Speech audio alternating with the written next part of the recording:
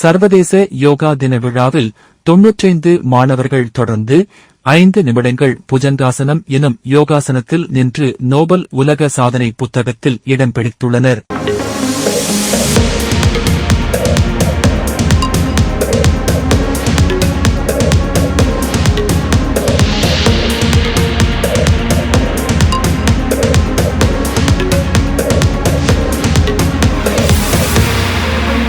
திருவள்ளூர் மாவட்டம் கும்மிடிப்பூண்டியில் இயங்கி வரும் ஸ்ரீசங்கரி யோகா பயிற்சி மற்றும் ஆராய்ச்சி மையம் சார்பில் மையத்தின் 13ஆம் ஆண்டு நிறைவு விழா, 11வது சர்வதேச யோகா தின விழா மற்றும் உலக சாதனை நிகழ்வு என முப்பெரும் விழா கொண்டாடப்பட்டது.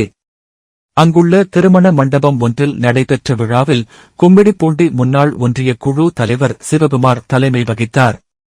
யோகா பயிற்சி மையத்தின் நிறுவனரும் பயிற்சியாளருமான சந்தியா முன்னிலை வகித்தார். நோபல் உலக சாதனை தலைமை நிர்வாக அலுவலர் அரவிந்தன், சர்வதேச கால்பந்தாட்ட வீராங்கனை சௌமியா நாராயணசாமி ஆகியோர் சிறப்பு விருந்தினர்களாக பங்கேற்றனர்.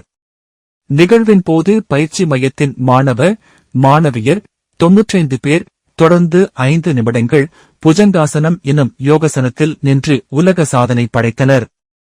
இந்த சாதனை நோபல் உலக சாதனை புத்தகத்தில் இடம் பிடித்தது. சாதனை படைத்த மாணவியர் மற்றும் பயிற்சியாளருக்கு உலக சாதனைக்கான சான்றுகள் வழங்கப்பட்டன.